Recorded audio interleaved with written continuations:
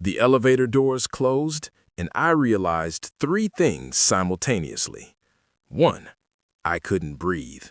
2. The most dangerous man in New York City had me pinned against cold metal, his forearm braced above my head like a cage I didn't want to escape.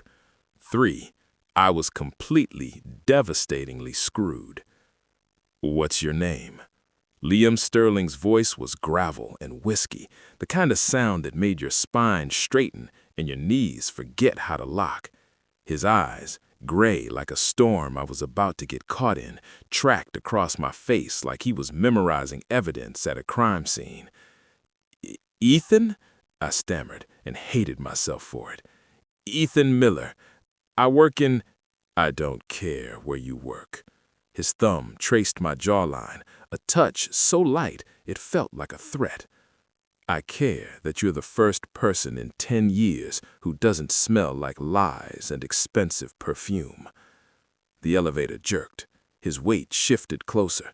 I could feel the heat radiating off his body, could smell cedar and something darker, desperation maybe, or hunger. "Mr. Sterling, you don't seem—" "I'm drugged," he said flatly, but his eyes were laser-focused. Some socialite bitch thought roofies would get me to the altar. She was wrong. His fingers slid into my hair, gripping just hard enough to make my breath hitch. "But you are going to help me forget this entire nightmare of a night." I should have pushed him away. Should have reminded him I was nobody, just a kid from the Bronx who got lucky with a file clerk position. Should have done anything except what I actually did. I leaned into his touch like a man finding water in a desert. "Tell me to stop," he whispered, his lips an inch from mine, "and I will." I didn't tell him to stop. That was the moment Liam Sterling decided he'd rather burn his empire to the ground than let me go. That was the moment I became his addiction. And honestly, I didn't stand a chance. Chapter 1. Let me back up and explain how I ended up pressed against an elevator wall by a billionaire CEO who looked at me like I was oxygen and he'd been drowning. It started with the worst Saturday night shift of my life. I'd been working at Sterling Corp for exactly 3 weeks, 21 days of keeping my head down, doing my job, and trying not to think about how one mistake could send me back to the Bronx with nothing to show for the 2 years I'd spent clawing my way through community college. My supervisor, Mr. Chen, caught me at 10:45 p.m. as I was heading out. "Miller, need you to run these acquisition files up to the executive suite. They need signatures by Monday morning." I looked at the stack of folders he was shoving into my arms. "The executive suite? On the 47th floor?" "Yes, is that a problem?" "No, sir. I'll take care of it." What I didn't know, what nobody bothered to tell me, was that there was a massive charity gala happening that night. The Sterling Foundation annual whatever the hell rich people do event. The kind where champagne cost more than my monthly rent and everyone wore clothes I couldn't afford to look at. I made it through the lobby in my thrifted suit, slightly too big in the shoulders, but it was the only one I owned that didn't have visible wear. Keeping my eyes down, trying to be invisible. The private elevator bank was thankfully empty. I hit the call button, balanced the files in one arm, and tried to remember if I'd eaten dinner. Probably not. Cup noodles didn't count. The elevator dinged. Doors opened. I stepped inside. And a man stumbled in after me. Tall, broad-shouldered, wearing a tuxedo that probably cost more than my car. Actually, more than any car I'd ever been in. His dark hair was disheveled, his tie loosened, and when he looked up at me, his eyes were the color of storm clouds right before lightning strikes. Oh no, I knew that face. Everyone in the building knew that face. Liam Sterling, CEO, billionaire, the man who'd built Sterling Corp from a failing tech startup into a Fortune 500 company before he turned 30. The man who could fire me with a blink. "Sorry, Mr. Sterling, I didn't mean to—" I started backing toward the corner, trying to make myself invisible, which was impossible in a space roughly the size of a closet. He grabbed my wrist. The files scattered across the elevator floor like a paper explosion. The doors closed behind him with a soft whoosh. And suddenly, I was pressed against the wall with Forbes magazine's most eligible bachelor staring at me like I was the answer to a question I didn't know he was asking.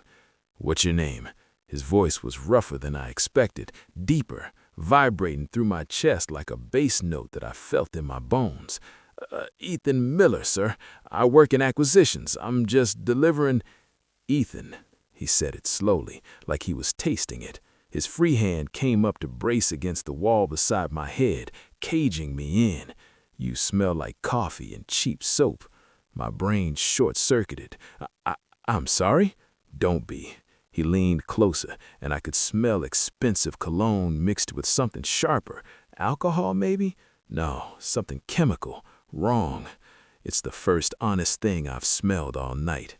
His pupils were dilated. His breathing was uneven. Something was very wrong. "Mr. Sterling, are you okay? Do you need me to call someone?" "I need—" He stopped, his jaw clenching like he was fighting for control.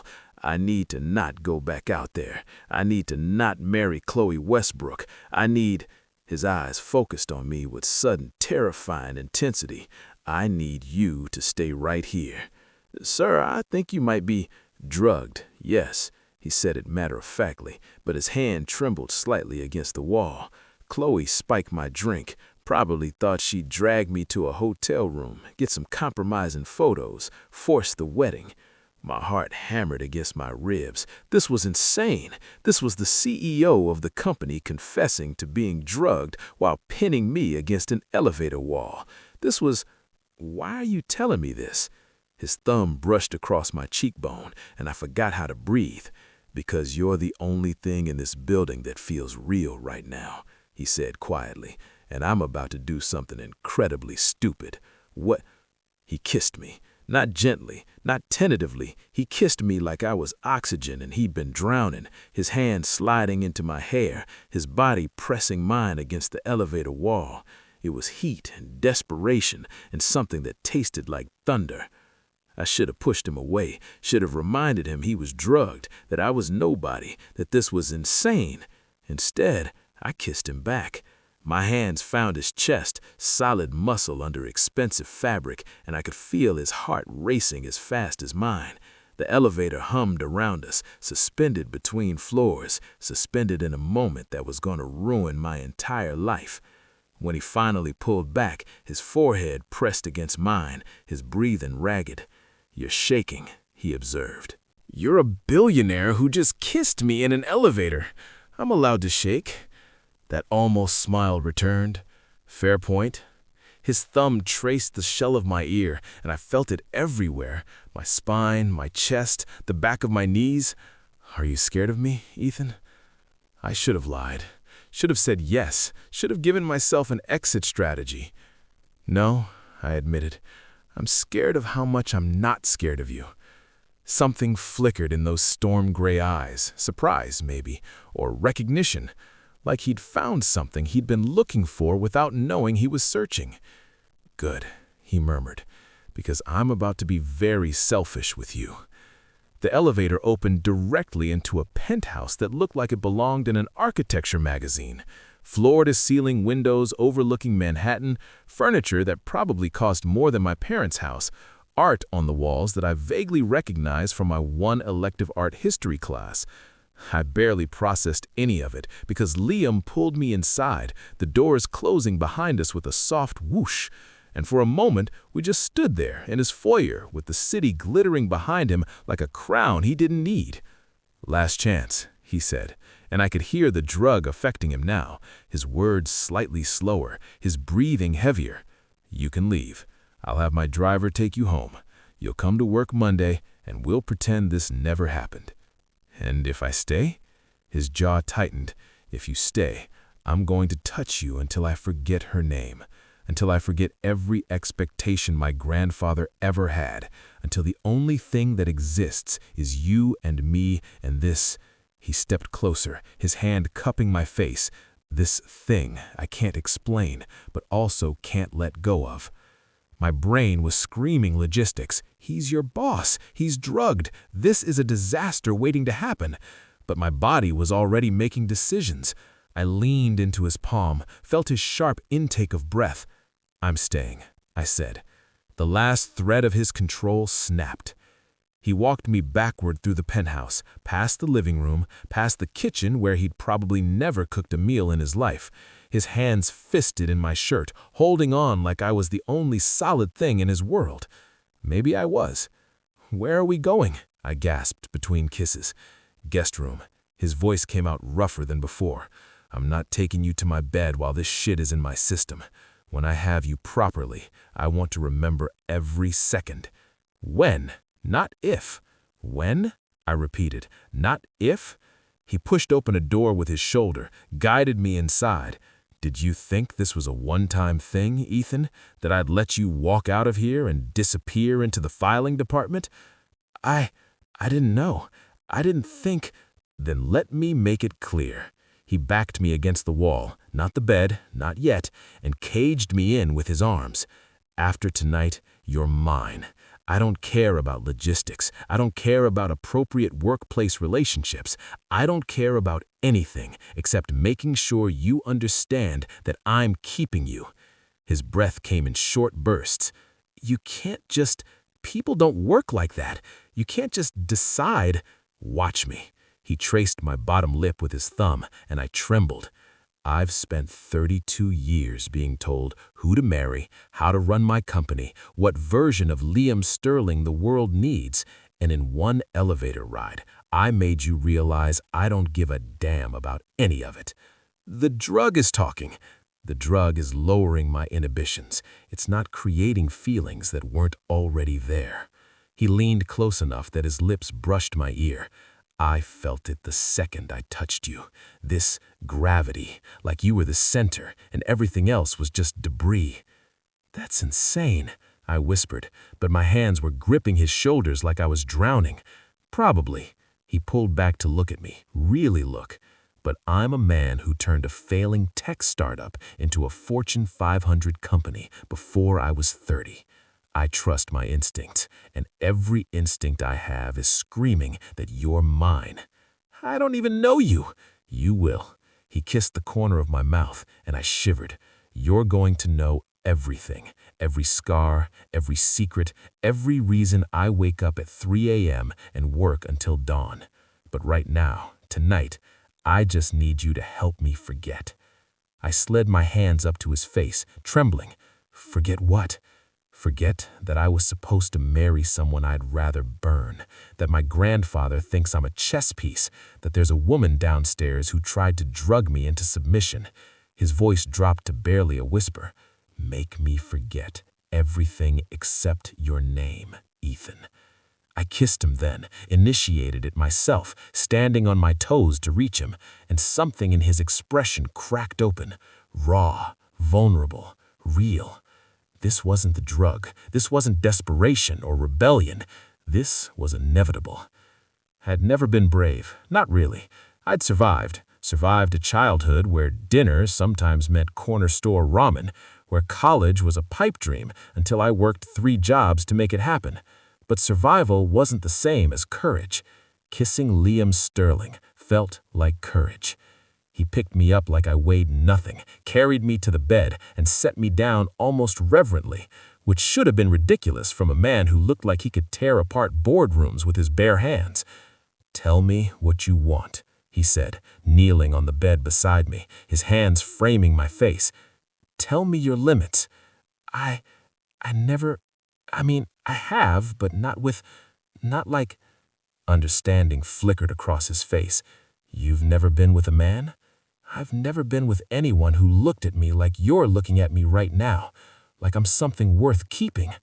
His expression softened, and for a second I saw past the CEO, past the billionaire, past the man who probably had lawyers on speed dial. I saw someone lonely. "Ethan," he said my name like a prayer. "You have no idea how much trouble you're in. Show me." The thing about Liam Sterling was that he didn't do anything halfway. When he touched me, it was with complete focus, like I was a problem he was solving, a deal he was closing, a challenge he was conquering. His hands mapped every inch of skin, memorizing responses, cataloging what made me gasp, what made me arch into his touch. "You're thinking too much," he murmured against my collarbone, his breath hot against my skin. "I can't help it.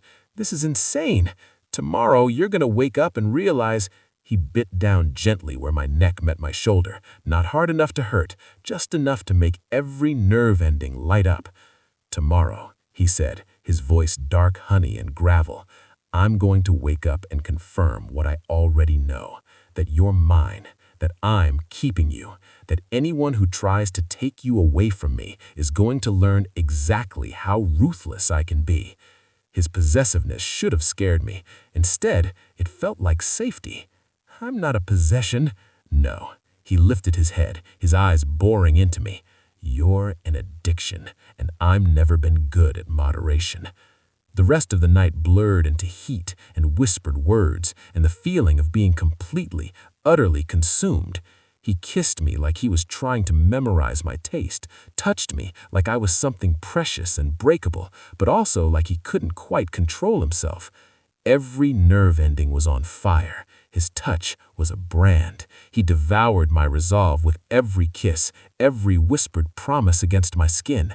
And when we finally collapsed together, the city lights painting patterns across the ceiling, his arm locked around me, like even in sleep he was afraid I'd disappear. That's when I realized I was in love with him, completely, devastatingly, stupidly in love with a man I'd known for 3 hours. God help me. Chapter 2. I woke up to sunlight streaming through floor-to-ceiling windows and the terrifying realization that I was wearing Liam's undershirt.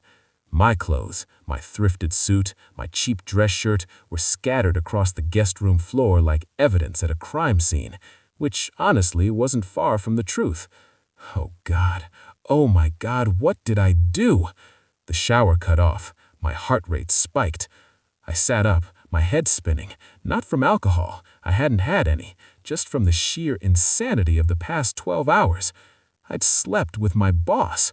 Well, not my direct boss, but the CEO of the entire company, the man who could fire me with a word, the man whose face was on the cover of Forbes magazine in the lobby, the man who kissed me like he was the answer to every question he had ever had. What happens now? The shower cut off, my heart rate spiked. A minute later, Liam walked out of the bathroom wearing nothing but a towel slung low on his hips, his dark hair damp, water still clinging to his chest and shoulders. He looked like he should be in a cologne ad, not standing in front of a terrified file clerk from the Bronx. His eyes found mine immediately. "You're awake?"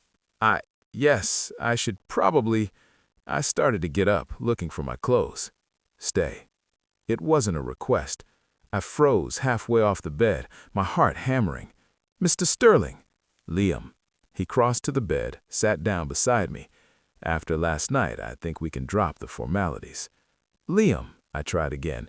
"Last night you were drugged and I shouldn't have—" He kissed me. Slow, deliberate, no desperation this time, just certainty. When he pulled back, I was dizzy. "The drug wore off at 3 a.m., he said quietly. Everything that happened after that was completely clear-headed, and I meant every word I said last night. I stared at him. You remember?" "Every second." His hand came up to cup my face, his thumb brushing my cheekbone. "You pressed against the elevator wall. The way you kissed me back like you were drowning. The sound you made when I—" He stopped, his eyes darkening. "Yes, Ethan, I remember all of it." My face went hot. "Then you know this was a mistake. I'm nobody. I'm a file clerk who got lucky with a job in acquisitions. You're you. This doesn't make sense." "I'm canceling the engagement." The world stopped. "What?" He picked up his phone from the nightstand, showed me a text conversation with someone named Marcus. The most recent message, sent at 6:47 a.m., read, "Cancel the engagement. Issue a statement. I don't care what grandfather says. It's over. L. I couldn't breathe. Liam, you can't cancel a family engagement because of one night. That's insane. Your family will... I've spent my entire life building an empire my grandfather tried to take credit for. His voice was calm, certain. I think I've earned the right to make one selfish decision. I'm not a decision. I'm a person who's about to ruin your entire life. You're mine, he said it firmly, letting me hear the finality. And on Monday, when you come to work, you're not going back to acquisitions. My stomach dropped. You're firing me. No. His lips curved into an almost smile. I'm moving you to my office. You'll work directly with me. People will talk. They'll think I slept my way into... They'll think exactly what's true, that I want you close, that I'm keeping you. He leaned in, his lips brushing my ear, that I'm completely, obsessively addicted to you. I shuddered. This is moving too fast. Good. I don't do slow, and I sure as hell don't do halfway. He pulled back to look at me, his gray eyes intense. You're in this now, Ethan. The only question is whether you're brave enough to stay. I should have said no, should have grabbed my clothes and ran back to the Bronx and pretended this never happened. Instead, I thought about how he looked at me, like I mattered, like I was worth burning down an empire for. Yes, I whispered. God help me, yes. His smile was devastating. Good boy. He made me breakfast, actually cooked. Eggs, toast, coffee that didn't come from a gas station. We sat at his kitchen island that probably cost more than my car, and he asked me questions like he actually cared about the answers. Where I grew up, the Bronx, in a building where the heat only worked half the time. What I studied, business administration at community college, paid for by working night shifts at a warehouse. Why Sterling Corp? Because it was the only place that called me back, and I needed the money for my mom's medical bills. He listened to all of it, his eyes never leaving my face, like he was memorizing me. Your mom, he said finally. What's wrong? Diabetes. She needs medication, regular doctor visits. My dad's back is shot from 30 years of construction work, so he can't work anymore. I stared into my coffee. That's why I can't mess this up. This job, it's everything. Then it's a good thing you're not messing it up. He reached across the counter, took my hand. You're moving up, not out. Liam, people are going to think. I don't care what people think. His grip tightened. I care that you're safe, that you're taken care of, that no one, not Chloe, not my grandfather, not anyone, can touch you. Why? The word burst out of me. Why me? You could have anyone, literally anyone. He was quiet for a moment, his thumb tracing circles on the back of my hand. Because everyone else wants something from me, he said finally. Money, status, connection. You kissed me back in that elevator and didn't ask for a single thing. I didn't know what to ask for. Exactly, he smiled, soft and real. You just wanted me. Not the CEO, not the billionaire, just me. My chest ached. You're going to regret this. Never. He stood, pulled me up with him. Now, go shower, we're going shopping. Shopping? You need new clothes if you're going to be working on the executive floor. He kissed my forehead. Consider it a signing bonus. I can't let you buy me. Ethan. He tilted my chin up, made me meet his eyes. You're mine now. That means I take care of you. Get used to it. And because I was apparently incapable of saying no to this man, I nodded. That's how I ended up spending Saturday afternoon in boutiques where the salespeople looked at me like I'd wandered in from a homeless shelter, while Liam Sterling casually dropped thousands of dollars on suits and shoes and shirts that actually fit. This is too much, I whispered, as he added a fourth suit to the pile. This is the minimum. He held up a tie, silk, deep blue. This matches your eyes. My eyes are hazel. They have blue in them when you're nervous. He draped the tie around my neck, used it to pull me closer. That's adorable, by the way. The sales associate pretended not to stare. By the time we left, I had enough clothes to last a month, shoes that didn't have holes in the soles, and a watch that probably cost more than my first car. "I can't accept all this," I said, as his driver loaded bags into the town car. "Too late, it's already bought." He slid into the back seat, pulled me in after him. "Besides, I have plans for you in those suits." "Plans?" His hand landed on my thigh, possessive and warm. "Monday morning, I'm going to introduce you to the company, make it very clear that you belong to me, and then," his lips brushed my ear, "I'm going to take you into my office, lock the door, and continue what we started last night." Heat flooded through me. That's not professional. I'm the CEO. I define professional." He bit down gently on my earlobe. "And right now, professional means making sure everyone knows you belong to me." "Liam, say it." His hand tightened on my thigh. "Say you're mine." I should have protested, should have reminded him about power dynamics and workplace ethics.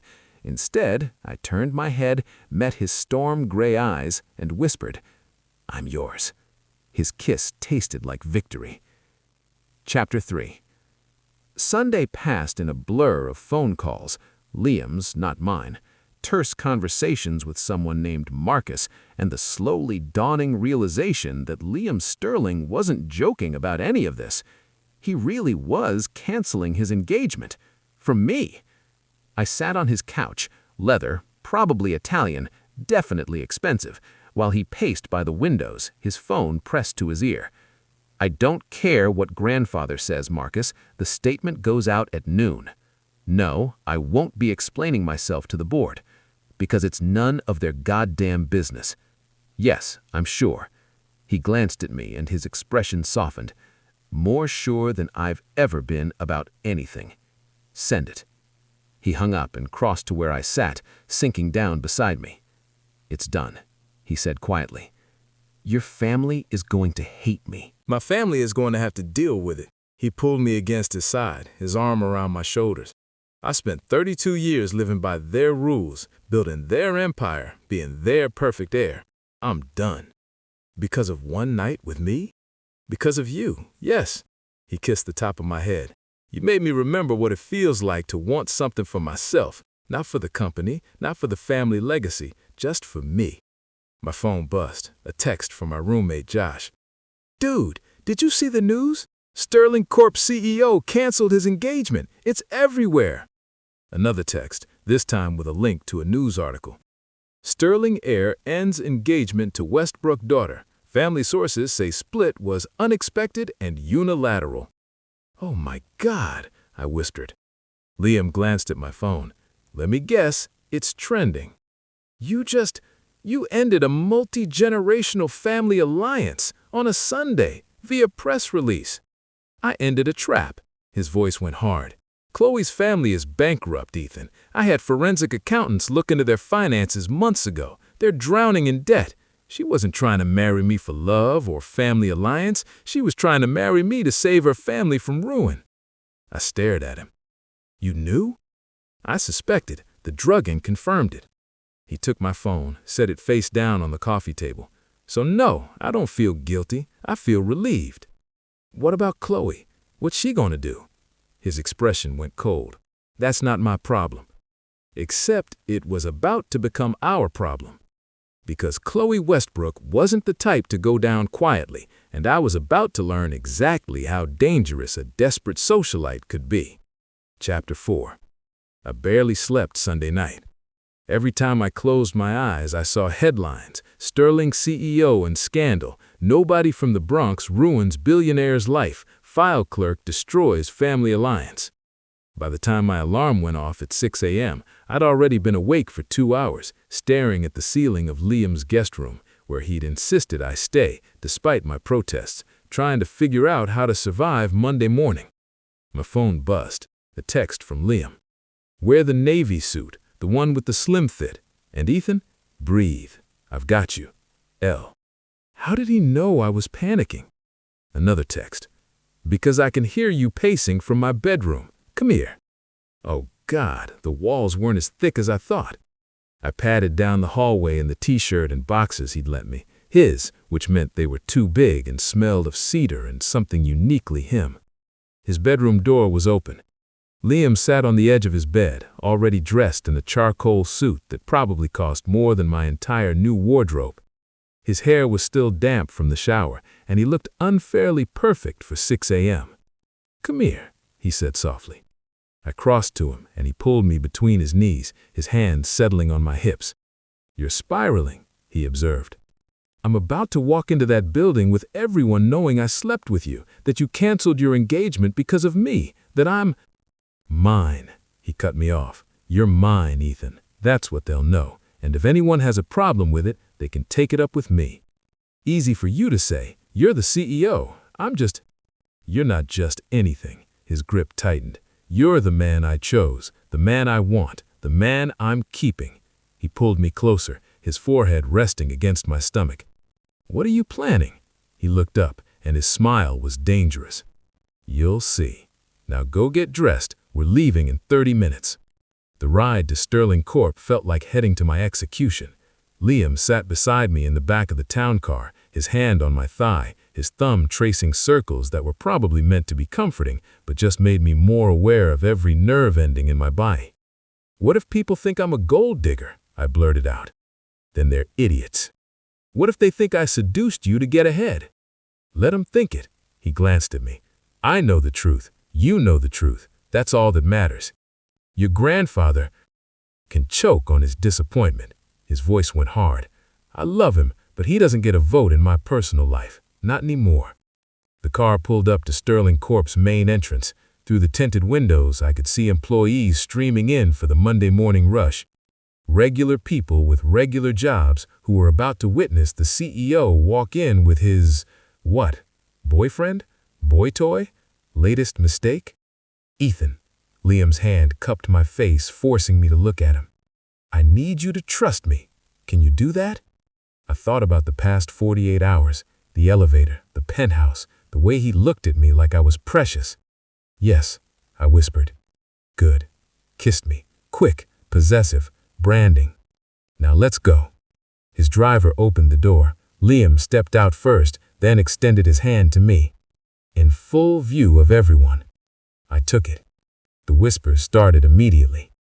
We walked through the lobby hand in hand, Sterling, CEO and billionaire, in his perfect charcoal suit, and me, Ethan Miller from the Bronx, wearing a Navy suit he'd bought me, trying not to trip over my own feet. People stared. Of course they stared. Sarah from Acquisition stood frozen by the security desk, her mouth literally hanging open. So Marcus, Liam's assistant, who I recognized from company emails, near the elevators, looking stressed but unsurprised. And there, by the coffee kiosk, was Chloe Westbrook. She looked perfect. Red dress, blonde hair in waves, makeup flawless, but her eyes were ice when they landed on me. Liam felt me tense. His hand tightened on mine. "Keep walking," he murmured. But Chloe was already moving, intercepting us before we reached the elevators. "Liam," her voice was honey-sweet poison. "We need to talk." "No, we don't." He didn't stop walking. "About him." She looked at me like I was something she'd scraped off her shoe. "Really, Liam, this is who you're throwing away a decade of family planning for? Some nobody from the mailroom?" "Acquisitions," I corrected before I could stop myself. "I work in acquisitions." Her laugh was cruel. "Even better, a file clerk." Liam's expression went arctic. "Ethan, wait for me by the elevators." "Liam, now." It wasn't harsh, but it was firm. "I'll be 30 seconds." I reluctantly let go of his hand and walked toward the elevator bank, my heart hammering.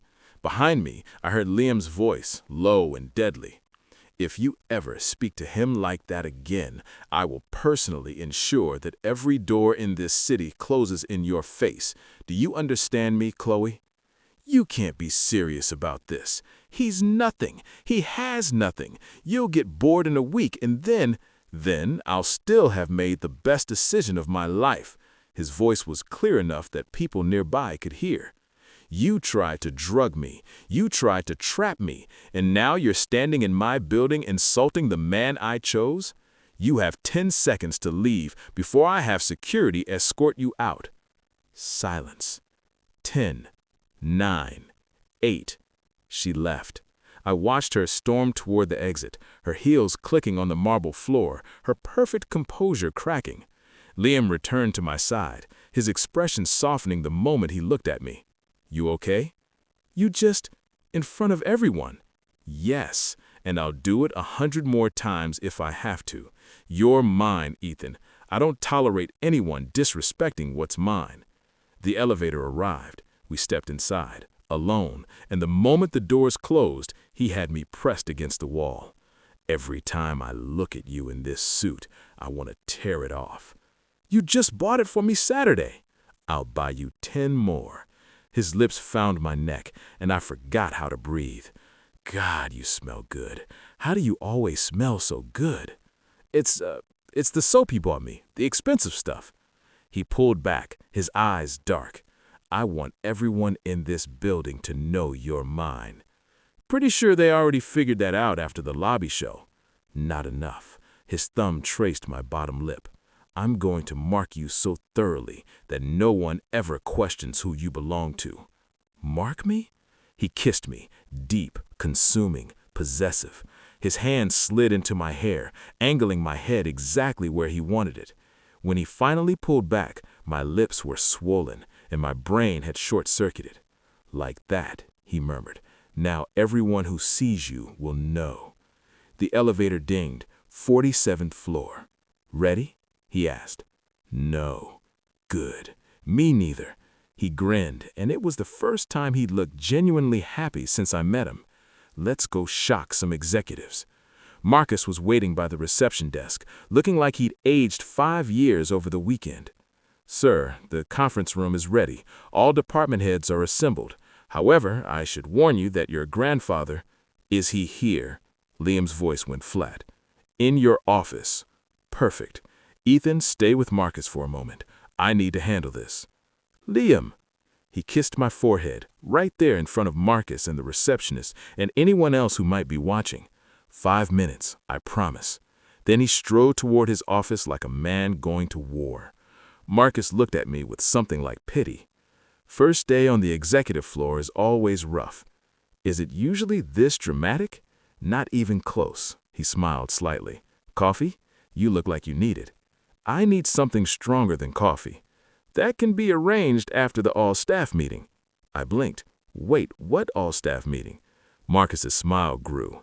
"The one Mr. Sterling called for at 9 a.m. 300 employees, mandatory. Attendance." Pause. "You're the guest of honor." Oh, God. Oh, my God. "I'm going to sick," I said. "Bathrooms are down the hall on the left, but you might want to hold it together for another hour." Marcus checked his watch. "Mr. Sterling is very thorough when he makes a point." From Liam's office, I heard raised voices. One was definitely Liam's grandfather, deep, authoritative, angry. "Throwing away everything we built for some boy you met in an elevator?" "I'm not throwing anything away. I'm finally taking something for myself." "You're making a fool of the Sterling name." "The Sterling name will survive my choice of partner. Now get out of my office." Silence. Then, "If you do this, you're on your own.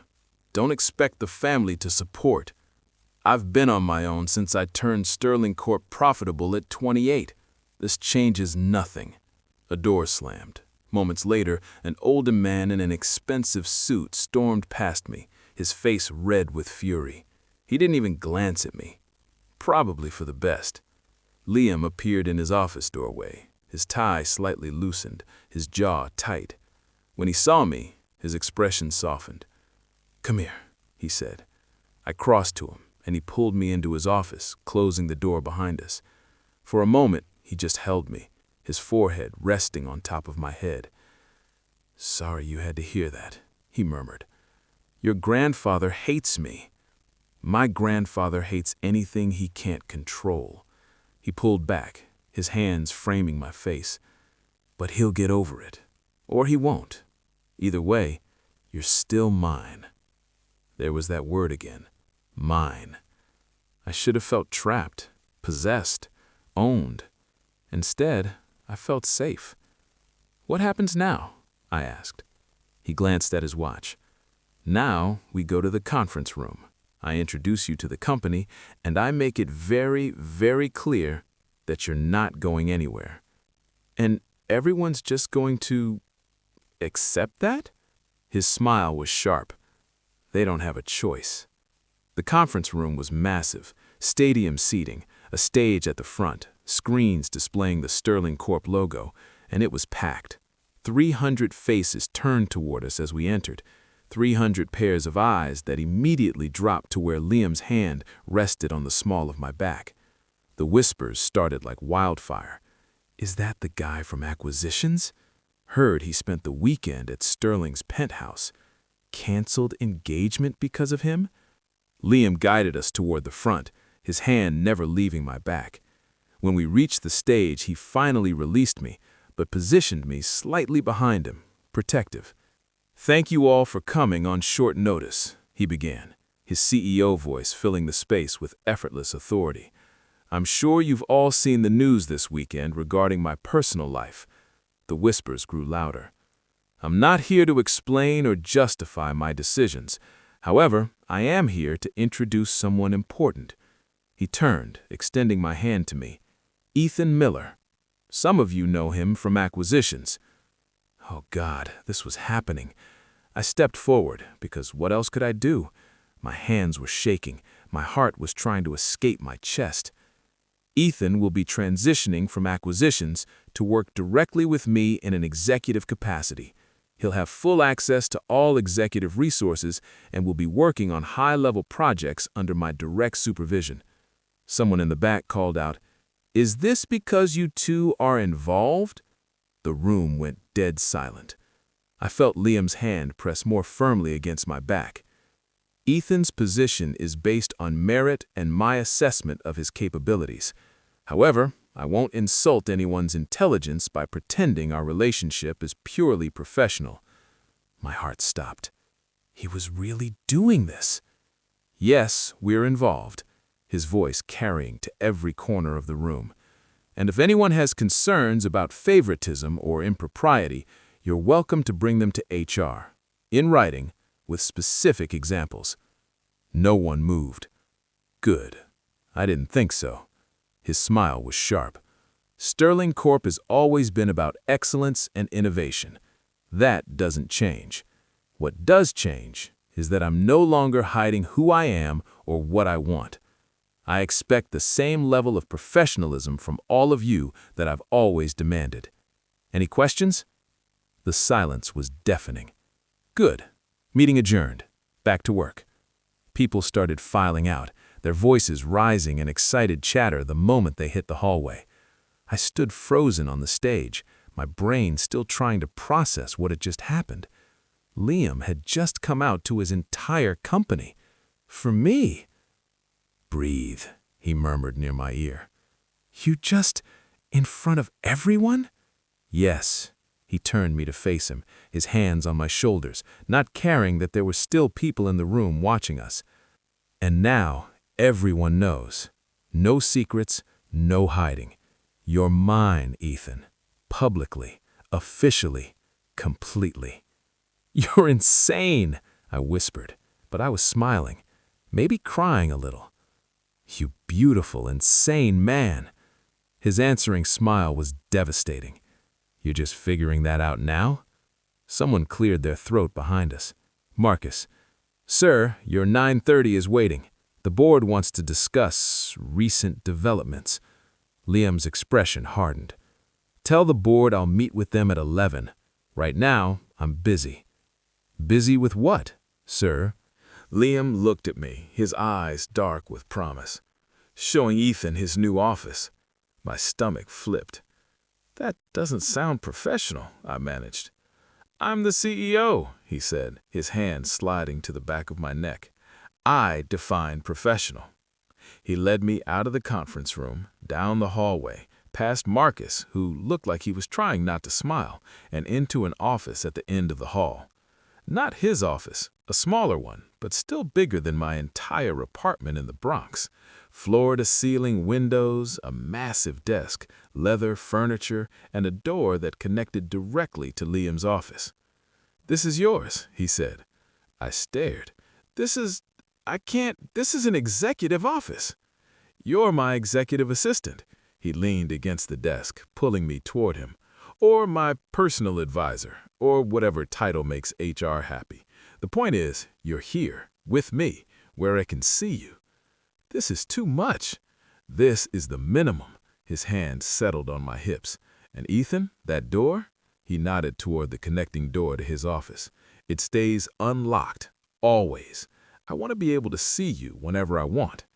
"That's not—" He kissed me, cutting off whatever protest I was about to make, slow and deep and possessive, his hand sliding up my back, pulling me closer until there was no space between us. When he finally pulled back, I was dizzy. "Welcome to the executive floor," he murmured against my lips. "Try not to distract me too much." "Me distract you?" His smile was wicked. "You have no idea what you do to me in that suit." Someone knocked on the door. We sprang apart like teenagers caught making out. Marcus poked his head in, looking amused. "Sir, the board is getting impatient."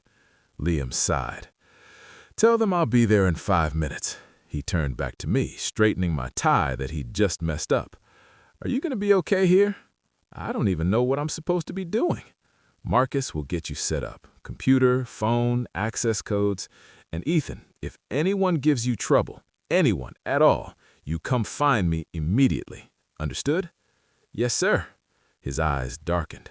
"We're going to have to talk about you calling me sir in that tone. Later, when we're alone." Then he was gone, leaving me standing in an office that was bigger than my apartment, wearing a suit he'd bought me, working for a billionaire CEO who decided I was worth burning his entire world down for. I should have been terrified. Instead, I pulled out my phone and texted Liam. "Thank you for everything. E." His response came immediately. "You're mine, Ethan. I take care of what's mine. Now stop distracting me. I'm in a board meeting trying not to think about what I'm going to do to you when this day is over. L." My face went hot. Another text. "That blush is adorable, by the way. I can see you through the connecting door window. L." I looked up. Sure enough, through the window in the connecting door, I could see Liam at his desk, his phone in his hand, looking directly at me. He winked. God help me. I was completely, devastatingly in love with this impossible man, and from the look in his eyes, the feeling was entirely mutual. Chapter 5. The rest of Monday passed in a blur of learning my new job, which apparently consisted of whatever Liam needs, according to Marcus, fielding curious stares from every employee who walked past my office, and trying not to have a breakdown every time I remembered that 300 people now knew I was sleeping with the CEO. By 6 p.m., I was exhausted. Liam appeared in my doorway, his jacket off, his tie loosened, looking unfairly good for someone who'd spent the entire day in back-to-back meetings. "Ready to go home?" he asked. "I should probably go back to my apartment. Josh is going to think I died." "Text him. Tell him you're staying with me." Liam crossed to my desk, spun my chair around to face him. "I'm not ready to let you out of my sight yet." "You can't keep me locked in your penthouse forever. Watch me." He leaned down, his hands on the armrests, caging me in. "Besides, I ordered dinner. Thai, your favorite." I blinked. "How do you know my favorite?" You mentioned it on Saturday when we were shopping. You said you used to get it with your mom on special occasions. His smile was soft. "I remember everything you tell me, Ethan." My heart did something complicated in my chest. "You're impossible," I whispered. "And you're mine." He kissed me, slow and sweet, completely different from the consuming passion of the weekend. This was tender, careful, like I was something precious. When he pulled back, I was smiling like an idiot. "Come on," he said, offering his hand. "Let's get out of here before my grandfather shows up for round 2. We made it to the elevator without incident. The building was mostly empty, just cleaning crews and a few workaholics still at their desks. Liam kept his hand on the small of my back, that now familiar gesture that made me feel claimed and protected in equal measure. The elevator doors opened, and Chloe Westbrook stepped out. She looked different from this morning. Her makeup was slightly smudged, her perfect hair a bit disheveled, but her eyes were razor sharp when they landed on me. "Ethan Miller," she said, her voice honey-sweet poison. "Just the person I was looking for." Liam's hand tightened on my back. "Chloe, I thought security escorted you out this morning." "They did, but I came back." She smiled, and it was all teeth. "I needed to have a conversation with your, what do we call him? Boyfriend? Boy toy? Latest conquest?" "You can leave now, Chloe," Liam said coldly, "or I'll have you arrested for trespassing." "Oh, I'm leaving. But first," she pulled out her phone, held it up so I could see the screen. "I think Ethan should see something." It was a photo, grainy, taken from a distance, but unmistakable. My mom, outside her doctor's office. My blood ran cold. Cute woman. Maria Miller, age 57, diabetic, currently 3 months behind on her medication because insurance won't cover the new prescription. She swiped to another photo. "And this must be your father, James Miller. Hasn't worked in 2 years due to a back injury, currently at risk of losing the house." "What the fuck do you want?" I heard myself say. Liam's hand was like iron on my back, holding me in place. "Ethan."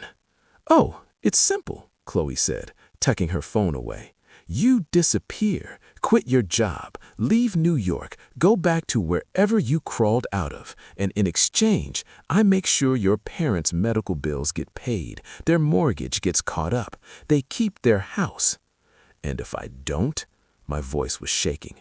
Her smile turned vicious. "Then I call in some favors. Your mother's insurance gets accidentally canceled. Your father's disability claim gets lost in processing. That house they've been living in for 30 years, suddenly the property taxes are triple what they should be." She leaned closer. "I can make their lives a living hell, Ethan, and it will all be perfectly legal." "You're threatening his family?" Liam's voice was deadly quiet. "You're actually threatening innocent people because you're angry at me?" "Oh, it's simple," Chloe said, tucking her phone away. "You want him, Liam. Fine, but he comes with baggage, expensive baggage, unless he makes the smart choice and walks away." "Get out," Liam said quietly. "Now, before I do something I won't regret." She smiled. "Think about it, Ethan. I'll give you 48 hours to decide. Your parents' financial security or a few weeks of playing billionaire's boy toy before he gets bored." She pressed the elevator button. "Choose wisely." The doors closed on her satisfied smirk. I stood frozen, my mind racing. My mom's medication, my dad's disability, the house they'd lived in since I was born. All of it could disappear because of me. "Ethan." Liam turned me to face him. "Look at me." I couldn't. I was too busy calculating. If I quit now, went back to the Bronx, found another job, a normal job with a normal boss who wouldn't make me a target. "Ethan," firmer now, "I need you to look at me." I forced my eyes up to his face. He looked furious, but not at me, never at me. "She's bluffing," he said. "You don't know that.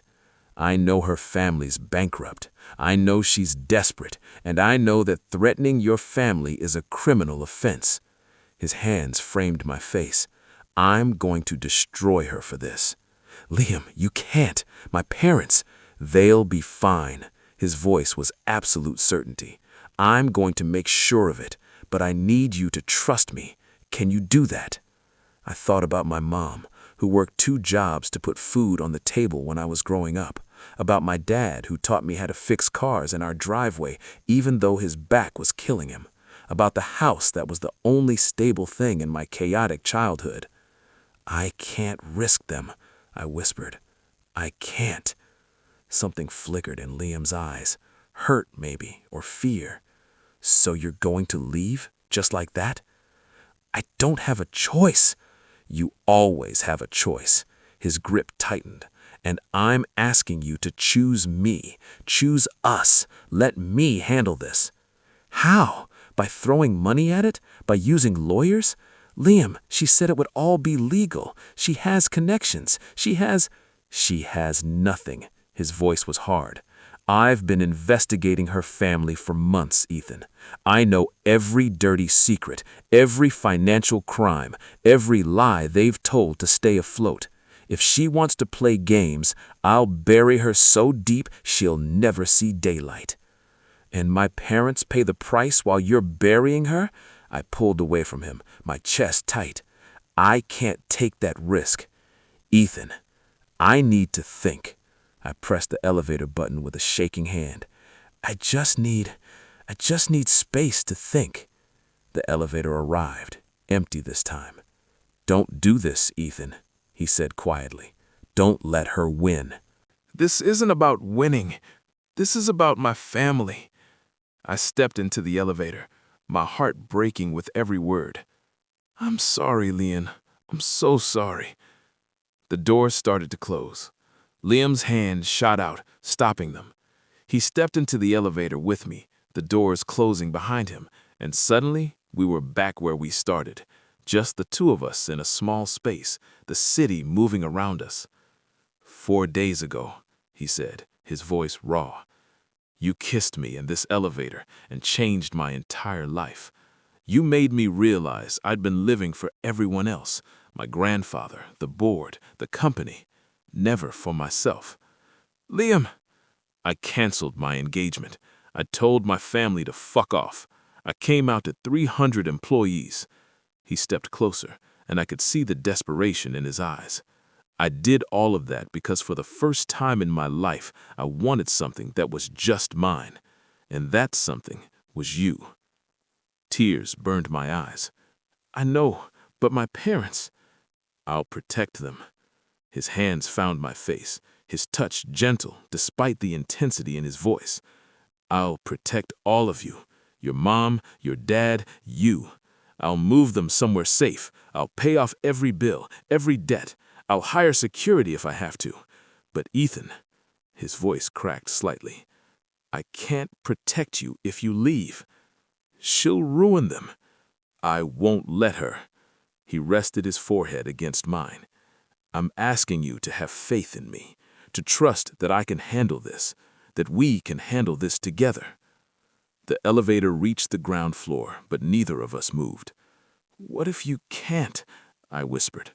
"What if she does it anyway? What if my mom can't get her medication because of me? What if—" He kissed me, desperate and pleading, and terrified in a way I'd never heard him from before. "Then I'll buy the fucking pharmaceutical company and make sure she gets it for free for the rest of her life," he said against my lips. "I'll buy the bank holding their mortgage. I'll buy the entire goddamn neighborhood if I have to. There is nothing I won't do to keep you safe, to keep them safe. Do you understand? Nothing." I was crying now, tears streaming down my face. "You're insane." "About you? Absolutely." He wiped my tears with his thumbs. "So, I'm asking you again. Choose me, Ethan. Choose us. Let me fight this battle." The elevator doors tried to close, but bumped against us, then opened again. I looked at him, this impossible, obsessive, brilliant man who turned his entire life upside down for me, who was offering to burn down the world to keep me and my family safe. "Okay," I whispered. "Okay? I choose you." More tears fell. "God help me. I choose you." The relief on his face was devastating. He pulled me into his arms, holding me so tightly I could barely breathe. "Thank you," he murmured into my hair. "Thank you." "What do we do now?"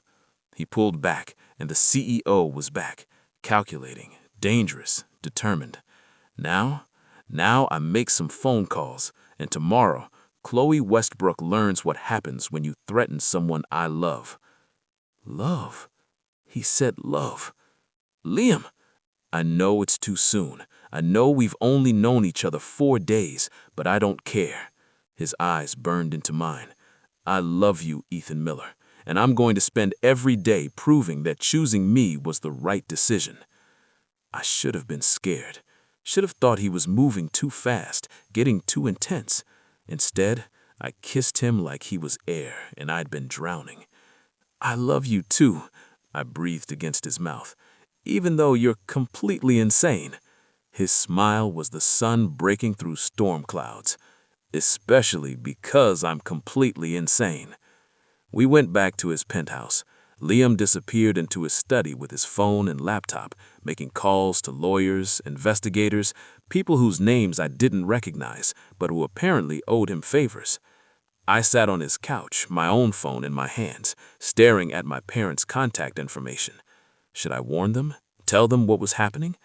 A text came through from my mom. "Sweetheart, saw the news about Mr. Sterling. Everyone's talking about it. Are you doing okay at work? Love you, Mom." She didn't know. Didn't know I was the reason her son's boss had canceled his engagement. Didn't know her medical care was being used as blackmail. I texted back, "I'm fine, Mom. Everything is fine. Love you too. E." It felt like a lie.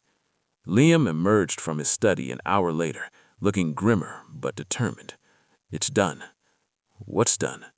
"I've moved your parents' mortgage to a private account under my control.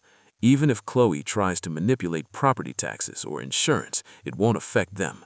I've also set up a medical trust for your mother, unlimited coverage, any doctor she needs, any medication." He sat beside me, taking my hands. "They're protected, Ethan, legally, financially, completely." I stared at him. You just did all that? In an hour?" "I told you, there's nothing I won't do." He squeezed my hands. "And tomorrow, my lawyers are filing a restraining order on Chloe. If she comes within 500 feet of you or your family, she goes to jail." "She'll ruin them." "I won't let her." His smile was sharp. "Remember how I said her family is bankrupt? I've been sitting on evidence of financial fraud, foigery, tax evasion, falsified loan applications, enough to put her and her parents in prison for years." My stomach dropped. "You're going to have her arrested?" "I'm going to give her a choice." He stood, pacing toward the windows. "Drop the threats against you and your family, sign an NDA, and disappear from our lives. Or I hand everything over to the FBI and watch her world burn." That's ruthless. That's what happens when someone threatens you. He turned back to me, his expression fierce. "I told you, Ethan, you're mine, and I protect what's mine. Always." I should have been disturbed by how far he was willing to go. Instead, I felt safe for the first time since Chloe had shown me those photos. "Come here," I said softly. He crossed to me immediately, and I pulled him down onto the couch, into my arms. For a moment, we just held each other, his face buried in my neck, my fingers in his hair. "Thank you," I whispered, "for protecting them, for protecting me."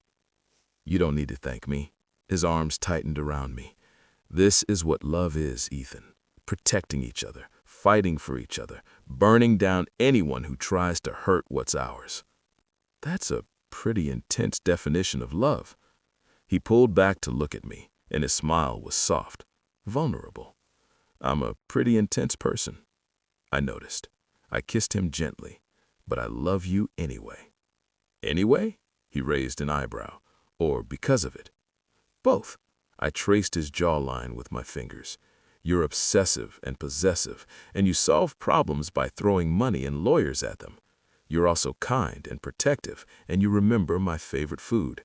You're a contradiction, Liam Sterling." "Is that a problem?" "No." I kissed him again, deeper this time. "It's perfect. You're perfect." His laugh was rough. "I'm really not." "You are for me." Something shifted in his expression, softening, opening, letting me see the man beneath the CEO mask. the man who was just as scared of losing me as I was of losing him. "Bed," he said suddenly. "I want you in my bed tonight, not the guest room, mine." "Liam, please." It came out almost desperate. "I need to hold you. I need to know you're still here, that you didn't leave." My heart broke a little. "I'm not going anywhere. Promise me." "I promise." I stood, taking his hand. "Now take me to bed before I change my mind about how insane this all is." His smile was devastating. "There's my brave boy." He led me to his bedroom, massive, minimalist, all dark wood and expensive linens. The bed could probably fit 6 people comfortably, which seemed excessive for one person. "You're thinking the bed is too big," he observed, pulling his tie off. "A little bit. It won't be once I'm done with you." The heat in his voice made my knees weak. Is that a threat or a promise? Both. He crossed me, his fingers finding the buttons of my shirt. "I'm going to take my time with you tonight, Ethan. No drugs, no desperation.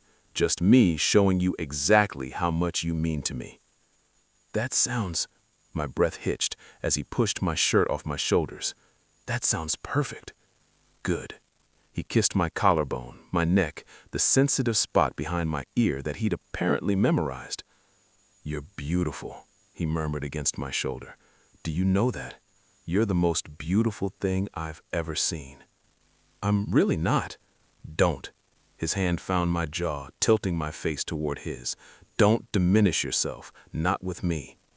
"It's just, I'm nobody special. You're everything." His eyes were fierce. "You're brave and kind, and you make me want to be better. You make me want to be worthy of you." "Liam, let me finish." His thumb traced my bottom lip. "I've spent my entire life building things, companies, wealth, power, and none of it, not one single second of it, felt as real as this, as you." Tears pricked my eyes. "You're going to make me cry." "Then cry." He kissed my eyelids, my cheeks, the corner of my mouth. "I've got you. I'll always have you." And he did. He held me through the night, his arms wrapped around me like he was afraid I'd disappear. Even in sleep, he didn't let go.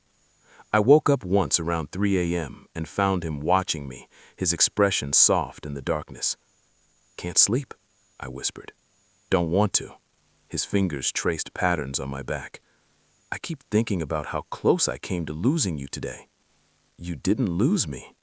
"But I could have." His voice was rough. "If you'd gotten in that elevator and left, Ethan, I don't think I could have survived it." "That's dramatic." "That's honest. I know it's too much too fast. I know normal people don't fall in love in 4 days, but I'm not normal, and what we have isn't normal, and I don't care.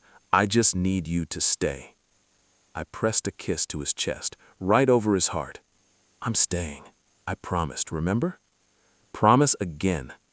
"I promise I'm staying. I promise I'm yours. I promise—" I looked up at him.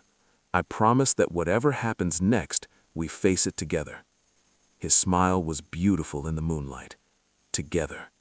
"Together," I agreed. He kissed me then, slow and sweet and full of promises neither of us knew if we could keep. But in that moment, wrapped in each other's arms, it felt like enough. It felt like everything. End of part 1. The journey continues in part 2.